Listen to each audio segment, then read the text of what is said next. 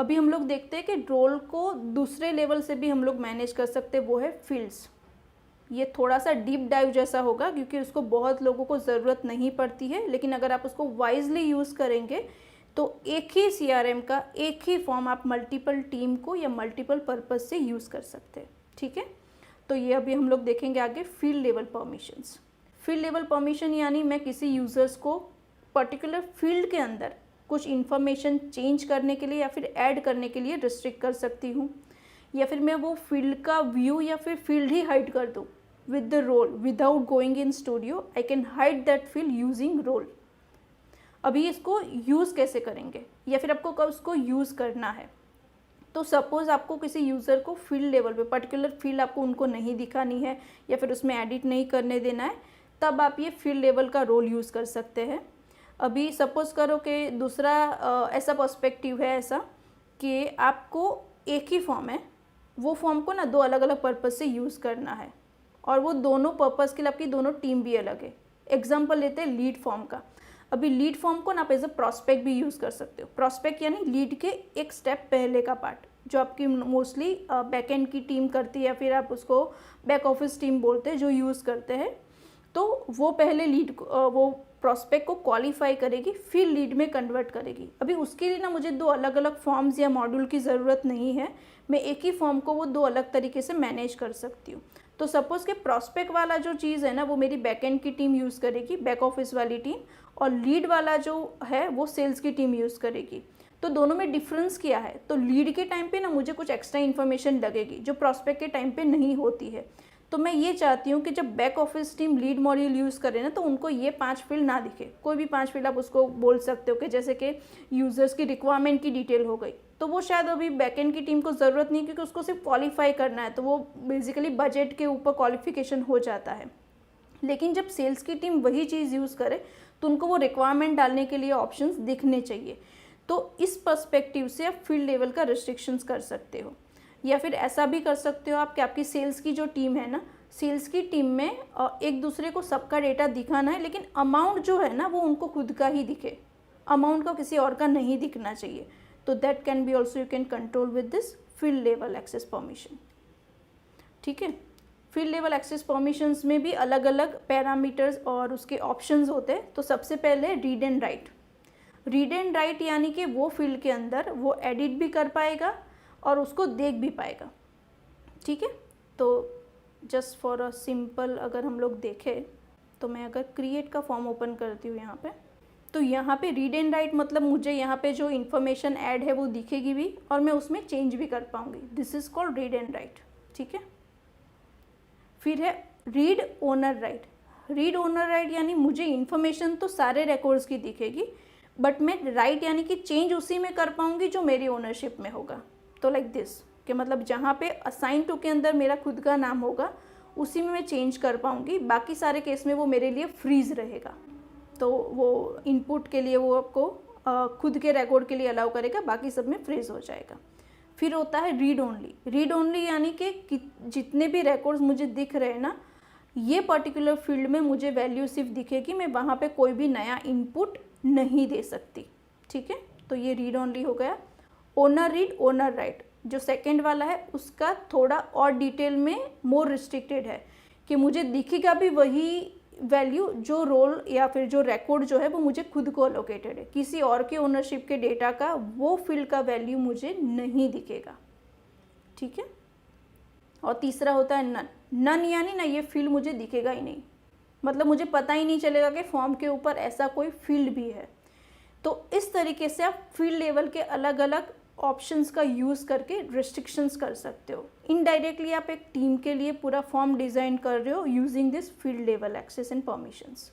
ठीक है, तो अभी हम लोग फील्ड लेवल का एक्सेस देखते हैं। तो उसके लिए भी जाना तो अपने को एडमिन पैनल में ही है।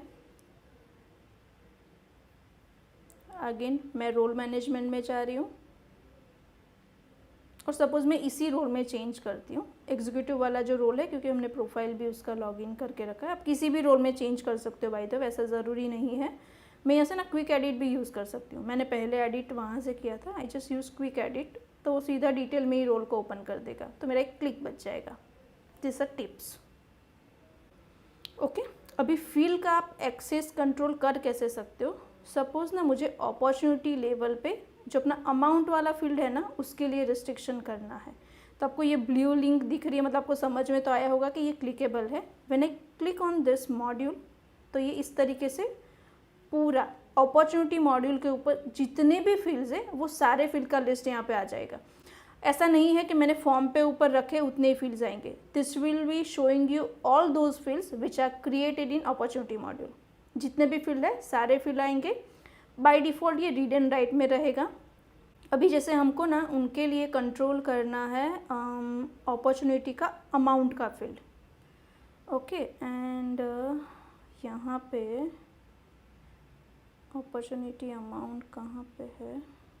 This is expected amount. ठीक है, मैं ये चाहती हूँ कि यहाँ पे ना उनको उनके ही अपॉर्चुनिटीज़ के अमाउंट दिखे, किसी और का ना तो दिखे ना चेंज कर पाए। तो मैंने ओनर रीड ओनर राइट कर दिया। वैसे ही ना मैं ये चाहती हूँ कि उनका जो लीड का फॉर्म है ना, तो लीड के अंदर अगर हम लोग किसी फील्ड के लिए करना चाहे तो आई जस्ट वांट कि उनको ना लीड का जो स्टेटस है, सपोज करिए तो लीड के स्टेटस में ना दूसरे का स्टेटस दिखे लेकिन चेंज खुद का ही कर पाए। क्योंकि हमने लीड में ऐसा कोई परमिशन नहीं दिया कि उनको दूसरे की लीड ना दिखे, क्योंकि उनको हम लोग सारे ही दिखा रहे। तो मैं ये चाहती हूँ कि स्टेटस कोई और चेंज ना करे, उनकी खुद के लिए ही करे। तो मैंने अभी 2 फील्ड लेवल के चेंजेस किए हैं। And maybe I want to hide some field से मैं ना कस्टमर का नाम हाइड कर देती हूँ। I don't want to show them customer name, मतलब उनको दिखेगा कि ऐसी कोई लीड है लेकिन एक्चुअल कस्टमर कौन है ना वो वाला फील्ड मुझे उनको नहीं दिखाना है। ओके, सो ये जो अकाउंट नेम है ना मैं उसको नन कर देती हूँ and I just click on save. तो मैंने यहाँ पे 3 चीज़ें की है। एक तो मैंने फील्ड हाइड कर दिया है लीड मॉड्यूल के ऊपर अकाउंट नेम का। दूसरा मैंने लीड के ऊपर ही स्टेटस में ऐसा रखा है कि उनको वैल्यू दिखेगी बट वो लोग चेंज उसी में कर पाएंगे जो उनको अलोकेटेड है। एंड अपॉर्चुनिटी लेवल पे मैंने ऐसा करके रखा है कि उनका खुद का ही अमाउंट का फील्ड उनको दिखे और वो लोग उसी में चेंज कर पाए। ठीक है, so I am just saving this role again. ठीक है, तो मैंने जो रोल अप्लाई किया था ना, जो परमिशंस मैंने दे के रखी थी ये इंक्वायरी के लिए। ठीक है, यू कैन सी ये सेव हो गया, मेरा अकाउंट नन हो गया, स्टेटस में रीड ओनर राइट हो गया, और जो मेरा अपॉर्चुनिटी था उसमें जो मैंने परमिशन दिया था that is for expected amount, वो ओनर रीड ओनर राइट था। ठीक है, ये हो गया। अभी ना हम लोग यूज़र की प्रोफाइल पे आ जाते हैं।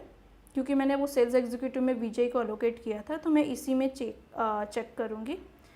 तो अपॉर्चुनिटी में तो ओनर रीड ओनर राइट है, तो उसका तो परमिशन ही मैंने कुछ ऐसे दे के रखा था उसको उसकी खुद की क्रिएटेड अपॉर्चुनिटी दिखे या फिर उसको जो अलोकेटेड है वो दिखे। अगर मैं इसको क्विक एडिट से एडिट करती हूँ तो यू कैन सी ये चेंजेबल है क्योंकि उसमें विजय मलिक का खुद का नाम है, तो ये तो ऑब्वियसली एडिटेबल होगा।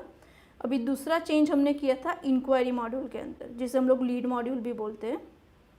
तो अगर मैं इंक्वायरी पे आऊँगी तो इंक्वायरी के ऊपर हमने वैसे कोई रोल अप्लाई नहीं किया था, उसको ऑल इंक्वायरी का परमिशन था, तो उसको 2000 दिख रही है। ठीक है, अभी हम लोग ये देखेंगे कि वो अगर किसी और की इंक्वायरी को अगर एडिट करता है, जैसे कि ये पहला इंक्वायरी वो ईशानी को अलोकेटेड है, फिर तीसरी जो है वो प्रिया को अलोकेटेड है, तो मैं ना ये थर्ड वाली को एडिट करती हूँ।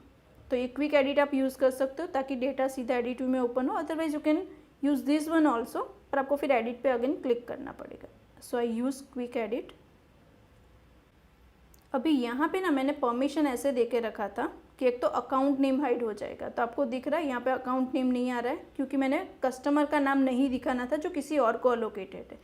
और दूसरा मैंने दिया था कि उसका स्टेटस चेंज नहीं होना चाहिए, मतलब कि अगर वो लीड की ओनरशिप उसके पास नहीं है क्योंकि ये प्रिया के पास है, तो उसको यहाँ से एडिट का परमिशन निकल गया, मतलब उसको दिख रहा है कि असाइन में है बट वो खुद से चेंज नहीं कर पाएगा।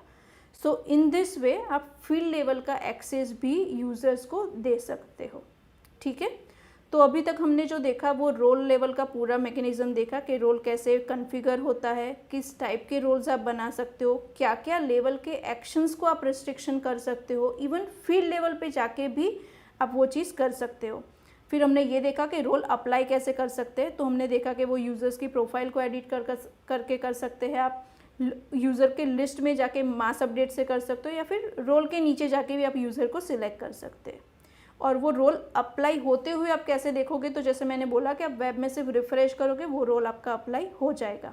और कौन से यूज़र्स को करंटली कौन सा रोल अप्लाइड है या फिर कौन से मॉड्यूल पे क्या परमिशन है, तो वो मैंने आपको दिखाया कि प्रोफाइल के नीचे वो यूज़र रोल पैनल आता है, वहाँ से देख सकते हो। तो अभी तक हमने देखा वो है मॉड्यूल एंड फील्ड लेवल का परमिशंस का। अभी हम लोग आगे नेक्स्ट देखेंगे कि टीम से ये सारी चीज़ें कैसे मैनेज होती है।